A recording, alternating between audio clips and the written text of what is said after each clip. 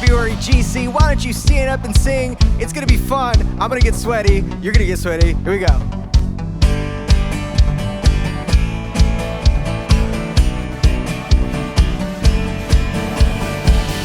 Waking up knowing there's a reason. All my dreams come alive.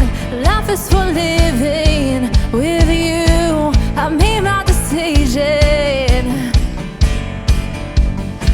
You fill me up, lift my eyes with wonder. Forever young in your love. This freedom's untainted. With you, no moment is wasted. Sing it out now.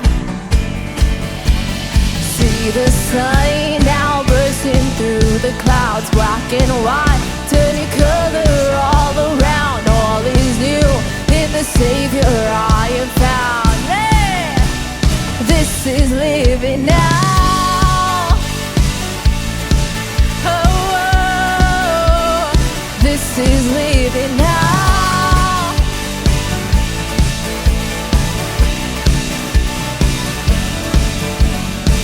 You lead the way, God, you're right beside me. In your love, I'm complete. There's nothing like living with you. This life you created, I choose. See the sun now bursting through the clouds, black and white, turning color all around. All is new in the Savior I am found. This is living now.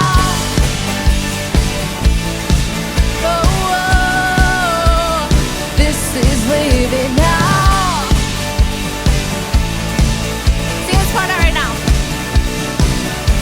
You take me higher than I've been before. It's your perfect love that sees me soar.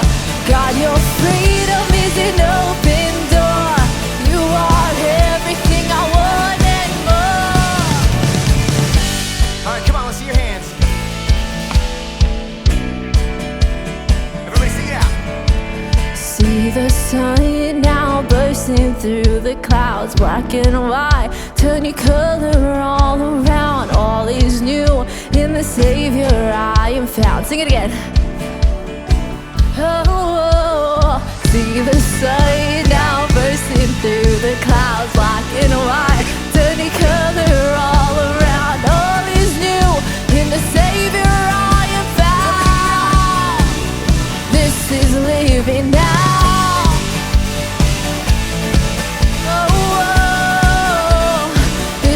Living now. Oh, you take me higher. You take me higher than I've been before. It's your perfect love that sees me soar. God, your freedom is an open door. You are everything I want and more. GC, your eyes saw correctly. Right now in the chat, why don't you give it up for Nathan Berglund, who's only 14, but probably one of the best drummers GC's ever seen. It's gonna be a great night. I'm out of breath. We'll see you in a bit.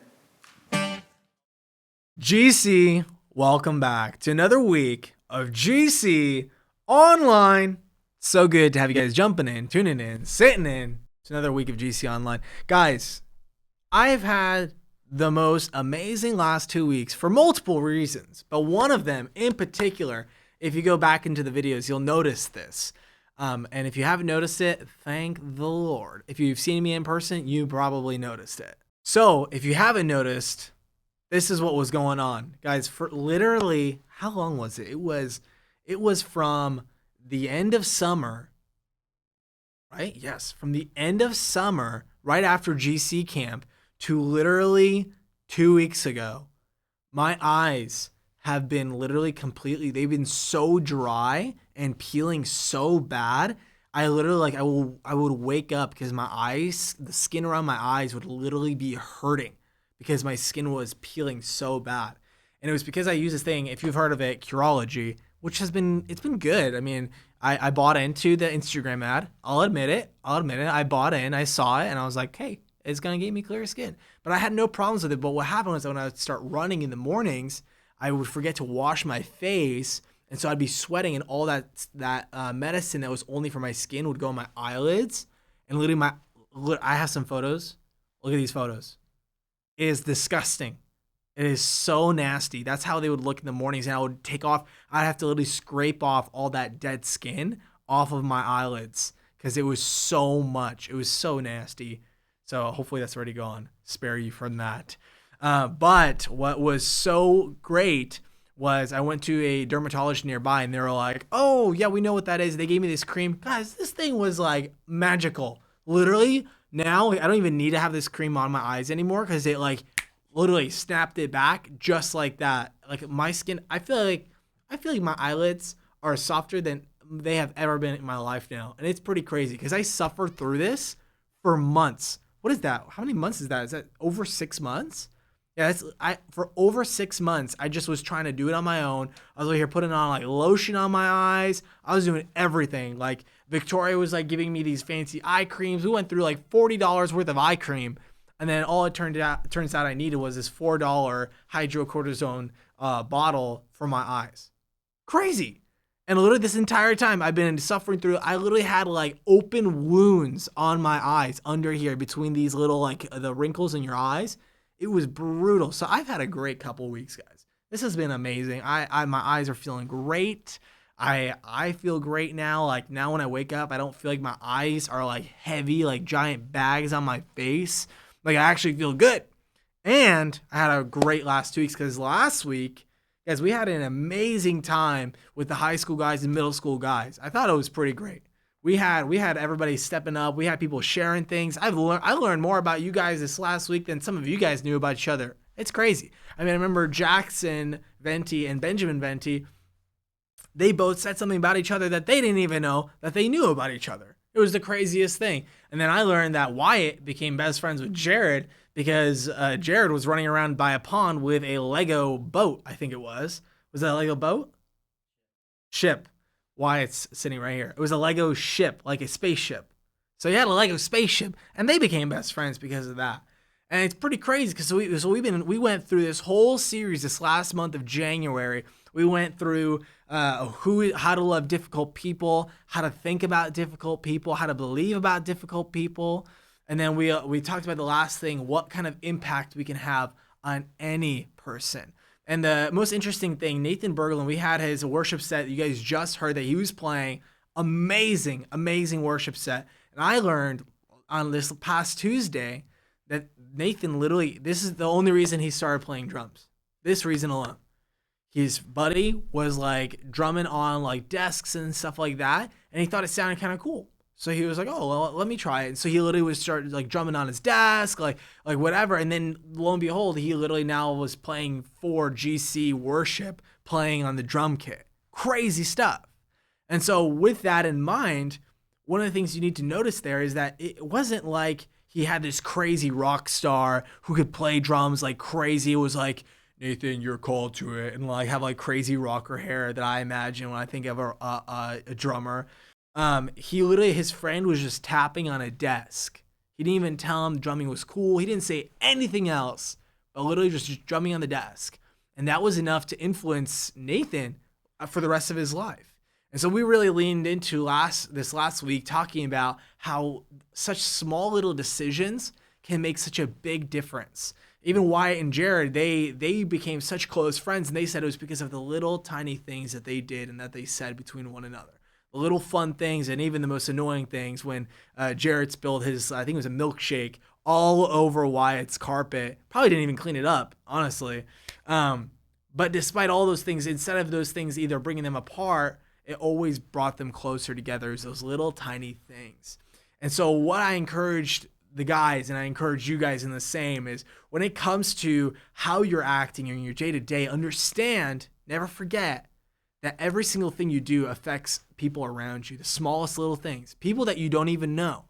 One of the cool things was Jackson Venti. He said that one of his best friends in preschool, the reason that they even became friends was just because his friend, I think it was Carlos, he said his name was Caleb. His dad said his name was Carlos. But Carlos just came up and said hi to him. And so that one little instant, now all of a sudden they're best friends. So you never know what kind of influence you can have on somebody when they're not even looking. That is the power that we have. We talked about the power of our tongue, and now we've talked about the power of our influence. And one of the things that I want to encourage you guys in, this was actually one of my favorite verses growing up. One of. I had a few. I didn't have a ton, but there was a few that I really, really enjoyed. And one of the verses that I really, really enjoyed was in 1 Timothy. Whenever I think of the book of Timothy, I always picture like a young guy who, like a young speaker or a young person in missions. I always picture somebody young. And there's a reason for that, and it's from this one passage in chapter 4, and basically in this passage, it's amazing because Paul is writing to Timothy. This is not Timothy's book. I always thought it was Timothy's book. I was like, man, Timothy's a pretty smart guy, but it's not. This is actually Paul's writing to Timothy, and when I read about this, what it does for me is it really allows me to believe the best about other people. It allows me to believe highly of anybody and to understand that anybody can speak and communicate the word of God. And one of the funniest stories, before I read this passage in Timothy, I don't know if you guys know this, but there is actually a spot in the Bible where God literally talked through a donkey. I mean, I'm dead serious. Literally a donkey. Like there was a guy riding a donkey and God made him speak, because the guy that was riding it was so stubborn and wouldn't listen to the guy riding it. So think about that for a second. Like if God can speak through a donkey, I mean, he can speak through anybody. Because I used to believe that I didn't have much to say, that my words didn't really carry power. And I usually associated the reason for that for me was because of whatever. I mean, it was what I did in the past or my bad grades when I was in school. I took all these reasons and I convinced myself that even though God was telling me to say certain things, that because of the decisions I've made in the past, that the words that God has given me now won't carry any power. And one of the things that is a total lie that the enemy wants you to believe, and I'll explain why. And because when the enemy introduces a lie into our lives, the reason for it is to stop us from helping somebody that's in a bind, in a struggle, or in a hard place. And so he tries to make you believe a lie so you can't help somebody else, and so you can't help yourself. And so the passage I'm going to read from Timothy, and like I said, this is one of my favorite verses when I was growing up. 1 Timothy chapter 4, verse 12, and that's it. It says, "Don't let anyone despise your youth or your age, but set an example for the believers in how you speak, in how you act, in how you love, and in your faith and in purity." And that's it. I mean, it's not many things. And what I find so interesting is that he doesn't even go into Timothy needing to be an example to other people that didn't even know Jesus. He was like, hey, start with this. Because if you can't get it right with the people that are in the youth group with you or in your small group, if you can't get it right with them, how can you expect to love even more difficult people that are in the world? And so you need to understand. So what is it? There's a bunch of things here, but one of the first things I'll hit on is speech. The way that we talked about the power we have, and that the power our tongues have, it's the power to give life or give death to somebody. That's the power our words have. And so the reason he says, do not let anyone despise your youth. I mean, Jesus even said it. We see this picture. I always picture Jesus either with all the disciples, like raising, I feel like I pictured him like with the paralyzed man, the paralytic man coming through the ceiling, or I picture Jesus with a bunch of kids. And the reason for that is God even said, Jesus said, he's like, if you are to enter into the kingdom of heaven, you need to be childlike. And that doesn't mean to be child-minded or to be childish. It's to be childlike. And what that means is like, if you tell a kid that they can fly, I guarantee you they're going to jump off the couch and think they're going to fly. If you don't catch them, they're going to face plant.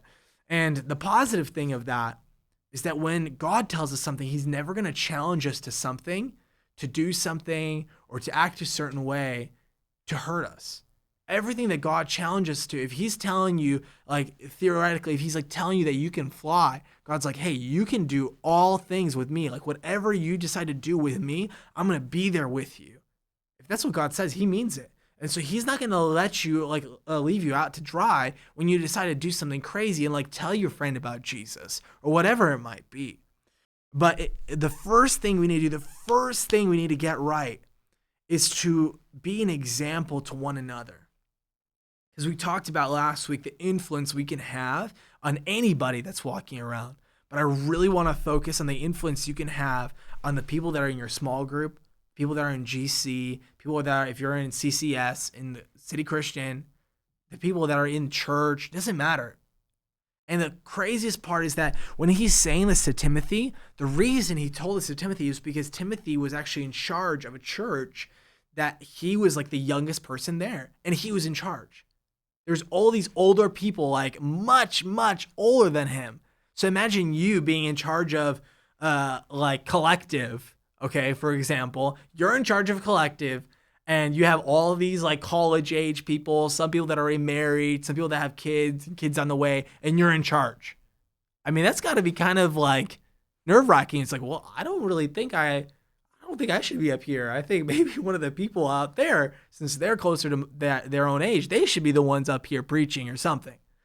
And so when he said this to Timothy, he was telling him, hey, don't let your age affect the way that you love people or the way that you minister to others.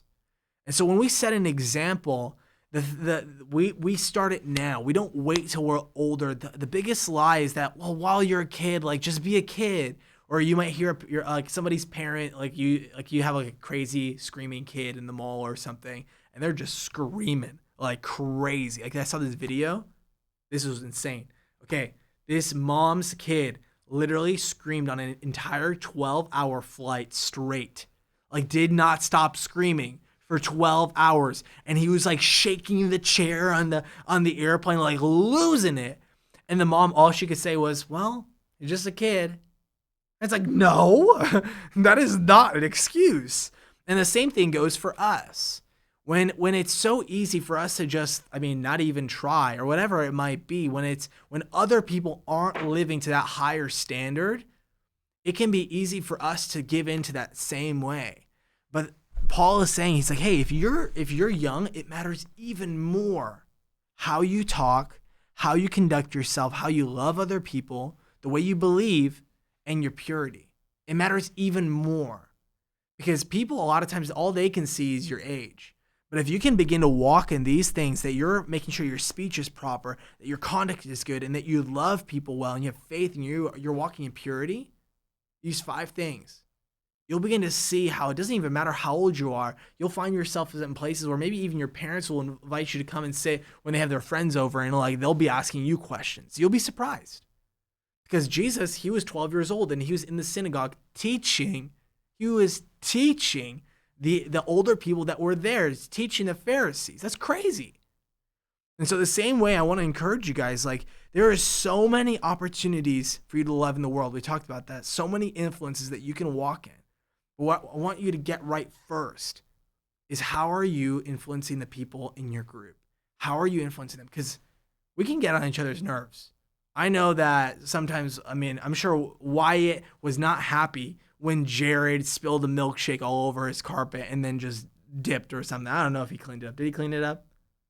No, he didn't even clean it up. I'm sure he wasn't happy. But he didn't allow that to stop him from still being best friends with him. And the same thing goes for you guys. There's so many things, so many opportunities to get frustrated or to give up and to be annoyed when it comes to little things that we might do. But the key is for our language to change. Like I've sadly seen this time and time again where somebody's just getting picked on, whether it's for their height or for their accent or whatever it might be. And it's like, guys, that's not how we love each other.